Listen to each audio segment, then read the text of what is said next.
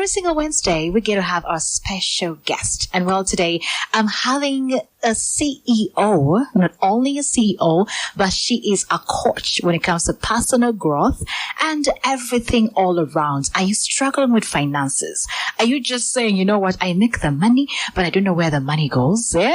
This time around, I'm having someone who's going to take us through and coach us through life because she's been there, done that. She has worked with the World Bank before. She has worked with Centenary Bank. So basically, she's an all-rounder. Well, you definitely want to hear her voice, right? In the building with me is Marjorine Nantambi. Welcome, my dear. Yes, thank you so much, Corey. Excited to be here. Oh, yes. You know, the moment I knew you were coming, I was like, you know what? I've been following her behind closed doors. Thank you. Thank you. So I was like, now that she's coming, I'm getting the information, straight right in front of me. Well, let's first begin with your journey. Yes. How did all this begin for you? For you? All right. Thank you so much. How did we begin? I think, you know how they say that usually everyone has the purpose within them, but sometimes you don't discover that until someone actually helps you identify that. So this journey started back then in high school. You know how people are going through stuff and they're always coming to you, oh, Marjo, what do you think about this? How can I do this? And things like that. Yeah. And I actually joke, I remember my A-level school when I went, I was new in the school. And the moment I go to the school, everyone will say, oh, head girl. I'm like, but I'm new. Already. And I remember in that school, I was the very first one to become head prefect without being an old student. Wow. Usually they want an old student who knows the systems and things like that. Yeah. So it's been there. Even through school, I'm always that person that loves to inspire, even if it's one person, helping one person be better. Yes. So that is how the journey started. And then after campus, I took it more serious. Like we were always going to schools, speaking to girls, speaking to young people that, you know what, you can make it. You can be whatever it is that you want to be. Yes. Yeah. So that was the journey. And well, looking through, you have worked with organizations like World Bank, Centenary Bank, Reproductive Health Uganda. Yes. So what's the first thing that you could assess when you walk into any company for team building? Yes. Like right now you've walked into Sanyu FM. Yes. What are some of those that you can just say, bang, this one, number one? That's true. So usually what we look out for is the culture. Because culture is just the way people do things. Yes. Anyone out there can talk about Sanyu, even you can describe Sanyu a certain way. But if someone, a stranger, walks in, they can tell the culture from the way they are welcomed, from the way they are received. So it is those things that are not said that actually matter the most. Because even when we do that team building, it's about helping the people do better, work together better for them to be able to deliver. Most of the companies usually have the strategies that this is where we want to go. These are the targets. We need to hit this, hit the other. But if the people are not working together, then you'll find it hard to achieve. Yes, you may really, really struggle. Yes. Because, when you're talking about, team building, someone listening in could be wondering, what is team building? Yes. How would you best define it? That's true. And usually when people hear team building, they think we're just going to jump up and down. No, exactly. No, so team building is more than just the fun. It has usually when someone reaches out, oh, Unravel, we need a team building. So the first question is, what do you want to achieve with this team building? Which areas are lacking that you want us to help fill? So some people say, oh, my people are struggling with communication. My people are struggling with collaboration. My people are struggling with confidence. So all the games that we do are tailored towards helping the company achieve just that. Okay. So it's not just the fun, we blend the fun, but with the lessons. Yes. So haven't you ever met some really stubborn ones? Yes. There are those that you say, today's team building, and I was like, well, what is that? No. How would you handle such employees? That's true. And we first how you even go for a team build, even if it's just a training. And I've been privileged to work in some of those big corporates, like you get it and they look at you like, who is this person? What are they here to tell us about? Like, we know everything. Yes. But eventually you find that they are starting to open up. They're like, oh, okay. So this is actually good. Yes. So usually when we face a team that is a bit reserved or they don't really feel like it, before you know it, they're in, because as a coach or as a trainer, you can read the room. And that is why even for any trainer out there, it's important for you to have an open mind to switch gears. You don't say, okay, I came to do this.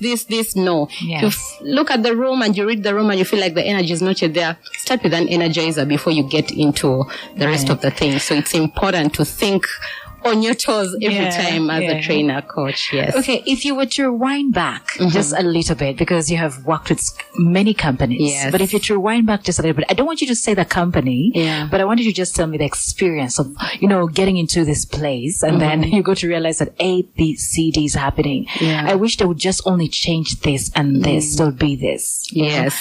Can you give me a little bit of that experience and how it was? Yeah, I remember one of the companies, like, these are the creme de la creme, like they hire the top of everything, like best students from the biggest companies. So the ego is up there for the staff. And if someone says, oh, I was brought here because I was the best, and then the other person also thinks I was also brought here because I was the best, so they clash a lot. Everyone feels like, no, me, I know what I'm doing. They came and sought for me. So you find that I remember we did a training for them and we actually recommended the team building because if all these people are good, everyone can be good, but if you work in isolation, then you cannot achieve. That is true. And usually that's why we talk about the team cohesion, that if you put your greatness together with this one's greatness, then you are able to achieve. So individuals feeling, oh, me, I know it all. I'm actually good.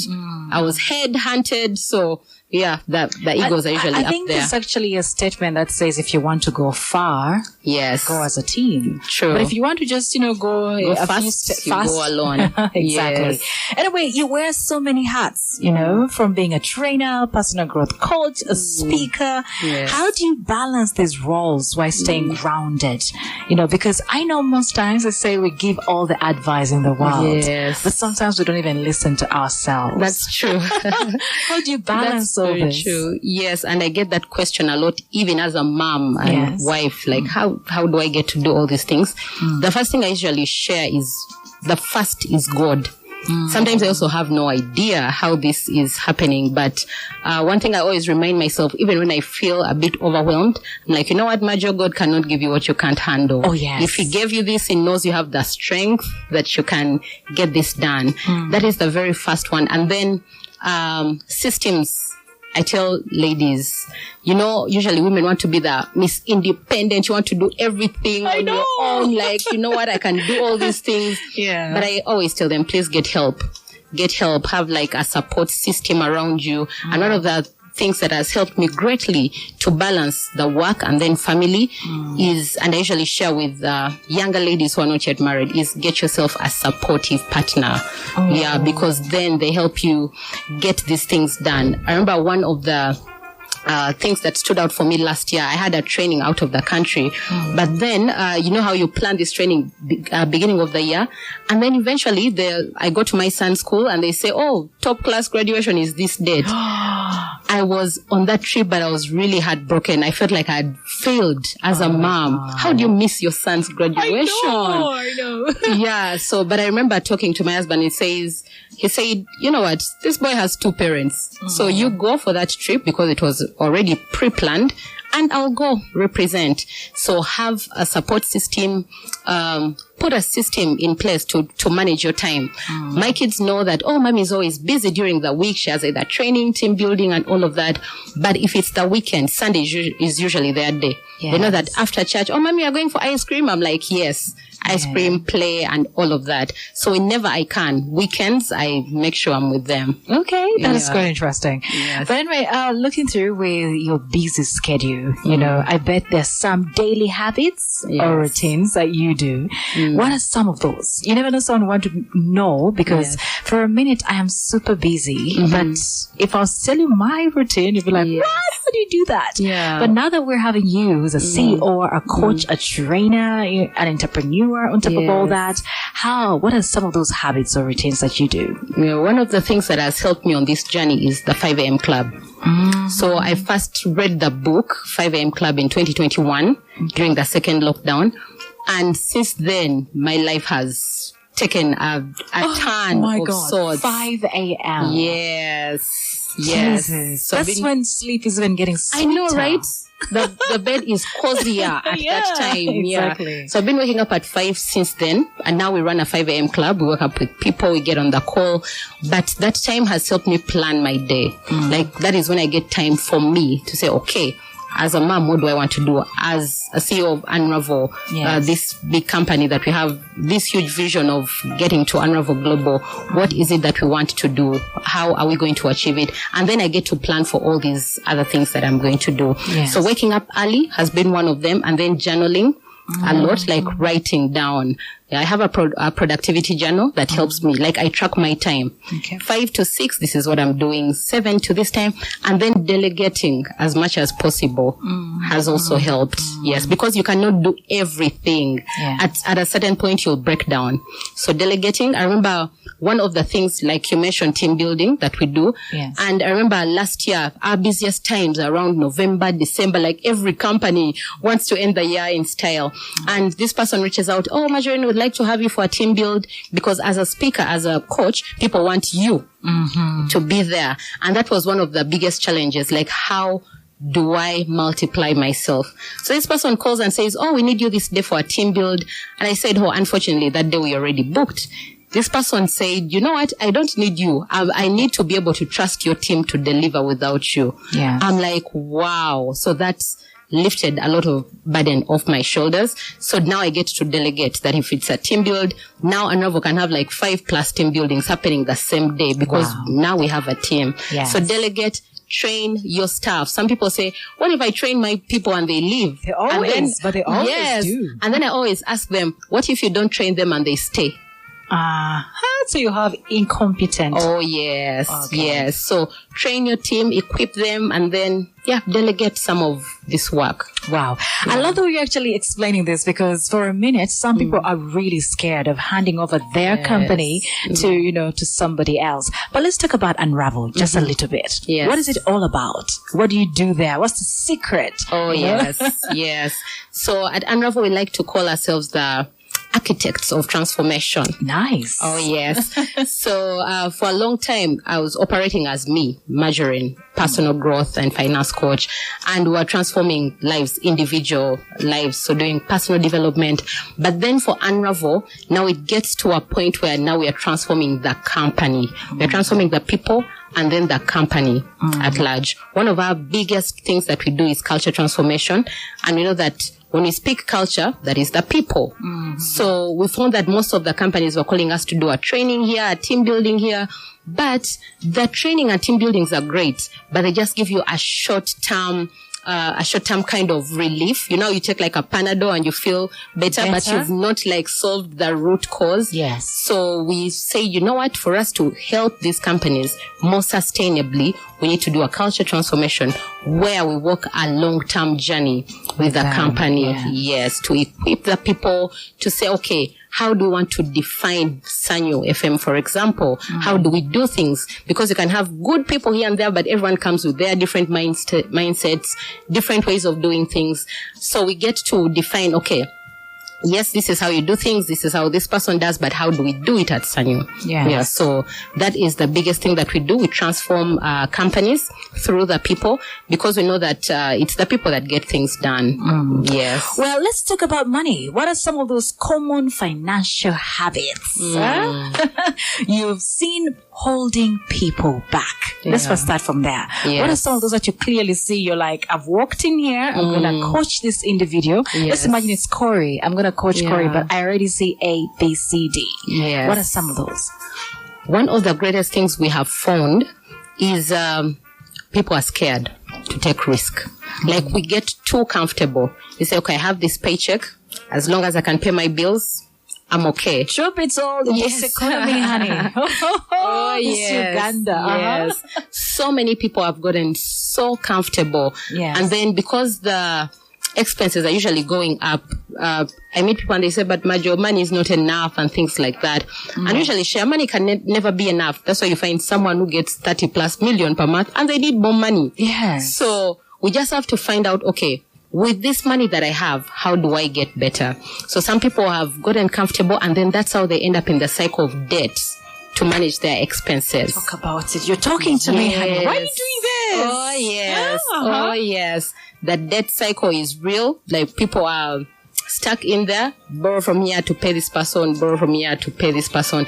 Why? Because the expenses are always growing. But now that we have the pressure that comes with social media as well, a lot to keep up with, you know, and I found this as well, even with the trainers and speakers, because you're like, oh, people follow me, people know this and the other, I need to change my outfit for this, I need to change this. Trust me, that's the pressure on every single time. I can imagine. Because you can be like, oh, I just took pictures in this hair, or I just took pictures wearing this, so I have to get something out. Like, oh my, before you know, you're spending. That's true. And that's one of the things that I made peace with. Said, okay, if you see it here and here, then you know it's my outfit. You just have to make peace with it. So that cycle of debt, because of the expenses that keep going up. I know we love the good things, but sometimes we have not planned to get them. And we end up getting the shortcuts of maybe getting into debt to get this car. How will they see me with this small car, or using boda and all of that? One thing I usually tell people is no one actually cares. No one actually cares. Sometimes we put ourselves on that pressure, yet the people are not even noticing. So free yourself from the pressure of what will people say, what will people think, unless that person is giving you money. I tell people the only person who has an option or an opinion on how you live your life is someone putting money in your pocket. We'll talk about it, honey. Oh my God. I love the way you're saying that. You know why? Because there was a conversation, actually I was caught in it on X. And we're talking about, 500,000 allowance for a girlfriend, you know? And in between there, so many men are going like, oh, Corey, why would you say that? Why would you ask for 500K, saying 500K is nothing? But honestly, not that we're having a financial expert. Let me bring it on board. Let's just imagine a man, he has his lady, and he wants to plan his money. Probably gets, let's look at a range of a Ugandan, let's say approximately gets maybe like a 500K. How can he balance this? Should he even give his girlfriend monthly allowance? Yes, definitely. Not give it monthly allowance, but you need to give. Because the Bible also tells us that where your money is, that's where your heart is as well. So if your heart is for this girl, then definitely your money has to be there as well. Yes. So we usually tell people, use percentages. They help. So if you're a Christian, that means 10% is tithe, 20% is for saving, and then have like maybe 10% for giving. So if you're earning 500,000, maybe 50K. And also it's important for men to get a woman that will first of all understand you, and maybe also a woman in your range. Like, there are different women. You'll go for a woman of a different class, and then they ask for money, and then you say this person is a gold digger. No, they're not. They're just probably not your level. Yes. So plan your giving. It's very important, but give that lady the money. You can use a someone percentage. Else will. Definitely.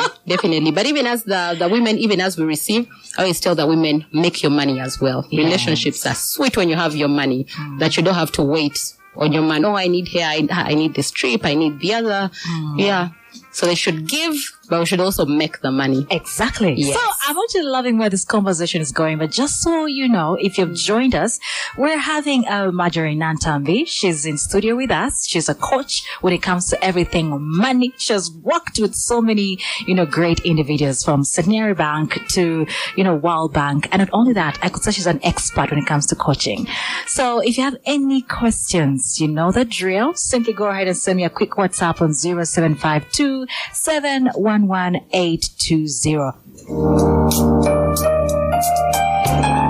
It's 88.2 Sanyu FM. Tune in, get hooked. It's your girl Corey, and today for my lunch date, I'm having a coach. Been in the industry for so many years. How many years, Marjorine? 5 good years. So I could say she's been in this earth planet and known what it takes for your team to be the perfect team. Probably just not doing it right, and you need her right now. So we're diving straight into a few 1, 2, 3s, and I could say I'm already you already told me something about my finances. So if you're also struggling with your finances, just, send me a quick WhatsApp on 0752 711-820. Let me ask Marjorine. You never know. She'll save both of us. From your experience, what's one underestimated quality that makes a team truly effective? You know, they always say in a team, there's just something that people don't see. Yes. But usually it is there. The moment someone just clicks on it, that's it. That's what true. Have you seen? Yes. No, they usually say the team is as strong as its weakest link. Mm-hmm. So one thing that we have seen that people usually don't consider, which can actually turn the team around, is we're all different with different personalities. Yes. All personalities have strengths and weaknesses. Mm-hmm. So it's important for us to notice our personalities, find out the strengths, and then ride on those. Mm-hmm. Because if you say, for example, I'm an extrovert, if I say I only want to work with extroverts, then we shall miss some detail. Okay. Introvert. Yes, from the introvert who pays keen attention, analytical, and things like that. Yeah. So what we have done at Unravel, we have a team that has all the different personality that if maybe I'm writing an email or something, the other person who pays attention to detail will have to go through it. So one thing that has been left out by most of the teams is overlooking the strengths of everyone. Yes. So everyone has something they're contributing to the team. So you just need to find out, okay, yes, we have different personalities, but how can we then get together and work together better? Well, someone could be asking, what's a personality? You know, because I could say a personality could be a celebrity. That's what they would think. Oh, yes. Yeah, but for just someone listening in and they would want to probably know, so all along meows this. Yes, you know? yes. Since you're a coach, an expert in this, can you break it down? What are those personalities? Okay. So personality types is simply the way you do things. You know, someone's character. They're the common ones that we know, either an extrovert or introvert. But to help people get it even better, there is what we call the DISC framework. It's by John Maxwell. He's a leadership guru. Yeah. And for the D, if someone is a D, that's someone who is dominant. Like they want to get things done no matter what. They'll step on toes. They'll do anything to get the work done. Yes. And then there is an influencer who is like the social butterfly, and that's where I fall, like lovable, wait, the party, what, extrovert, I'll be there. Yeah. So, and then there is the S, the people who are, the S is, okay, as she gets that, the C is then the people that are very cautious. Okay. Now these are the analytical people, like have you heard about people who say that every I must have a dot and every T must be crossed and things like that. And we need everyone on the team. Now for me being an I influencer, yet I lead a team. I'm the CEO. That means I need to say, okay, where is the weakness? If it comes to getting results, because I love dealing with people, it will be hard for me to follow up. So I need to say, okay, Marjo, we are going for this meeting. You need results, please.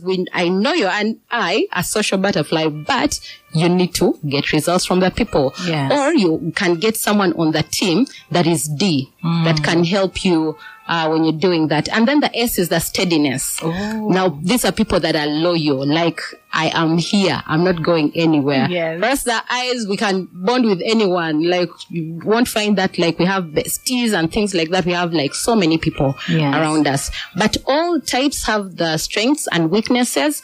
It's, you just find out where you belong. And then ask yourself, okay, how do I get better? Yes. Well, let's talk about the community mentorship. You have that too. So let's just talk about it. How did you get involved and how is it helping communities right now? And why is giving back such an important part of your journey? Yes. Giving back is very important because I know that whatever God has blessed us with is to help his people. Yeah. I usually joke and say that imagine you are praying to God to give you these resources, and maybe one of the wealthiest men in Uganda is also asking God for resources. Who will God respond to first, even when he loves us all? Respond to this one, the wealthy man. Why? They are creating jobs for people. They're giving back and things like that. So whatever it is that we have, giving back is one of those things. I belong to BNI. I don't know if you've heard about it. Yeah. Business Network International. Yes. And one of the values in there is give as gain. The more you give, the more you get. And we have seen it working. So even as Unravel, one of the things that I did before even starting Unravel is we belong to Musichana. We started Musichana where we give pads to girls. Yes. So we're going around speaking to young girls, asking, oh, what is happening? Why did you drop out of school? And things like that. So while some was saying, oh, we did not have school fees, majority was saying we did not have access to sanitary pads. Oh my God. So we sat and said, okay, maybe we're not able to pay fees, but can we do something about the pads? So that is how we started. So we get the teenage girls that have dropped out of school. We equip them with the skill, we pay them to make the pads, and then we give to the girls who are still at school to keep them there. And we've seen these lives transforming, because sometimes it's not just about the money, but that one life that you have touched on your journey can make a difference. So even as business owners, I always encourage us all to find out, how am I giving back? Because the more you give back, the more resources you actually get as well. Yeah. Well, you've talked about msichana, and in my head I'm like, but why do they tax pads so expensively? Yes. But I think that's a conversation for another day, because honestly, this Uganda of ours, there's some things they should not tax at all. Yes. Like pads, they true. shouldn't. But anyway, you have trained staff across sectors, from hospitals to banks. How do you tailor your approach? Because how do you do it? 1 minute you're talking to nurses and doctors, and then the other side you flipped it to a whole different zone of corporate individuals who love wearing those ties. Oh yes, you know, they're SC and they are moving around their chairs. Sometimes I even wonder, do we breathe the same oxygen? So how do you do it? So one thing is getting as much information about the audience before, and that's what we usually share when we are teaching people public speaking. At Unravel, we have public speaking classes, and we tell people, if you're invited somewhere, get as much information about not only that company but the industry as well, because you can have very good content, but if it's not tailored to those people, you will lose them. So we always do a background research about the industry, how they are running their work, and things like that. So how do I do that? How do I handle all these different industries? Is asking whoever reaches out. We ask, how are the people beforehand? What are their personalities? What is the age difference? Because if I'm coming to speak to Gen Zs, that would be different from speaking to maybe top managers and all of that. So you tailor your information to the people that you're going to meet. Oh, okay. That's interesting. Well, talking about Gen Zs, you have also personal development training. Yes. And trust me, these Gen Zs are something else. They are listening in right now. They're like, oh yeah, they're talking about us. I know. So what's your best advice to Gen Z right now listening in?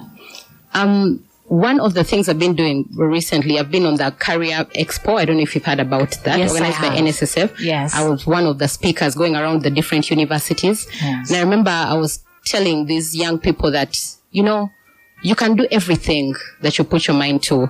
It is not true what they say that, Gen Zs are lazy and things like that. I was telling them they should be the people that change that mindset.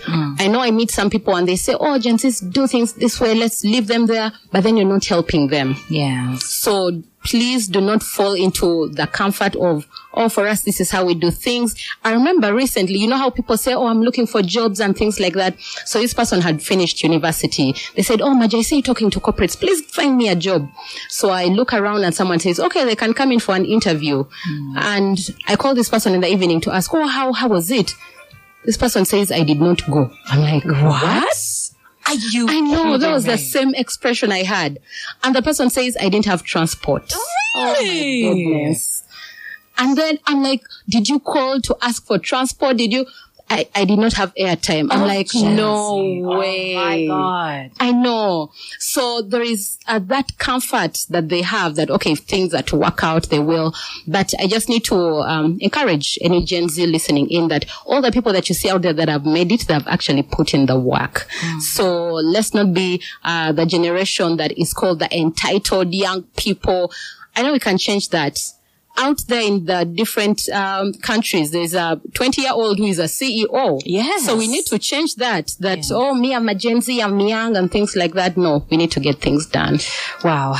My little sister should definitely get that one. Oh, yes. But anyway, looking through, I usually have these fun, hot bonus questions. Okay. Just tell me what comes into your mind and we'll go with it. Now, if you had to coach one character, who would it be?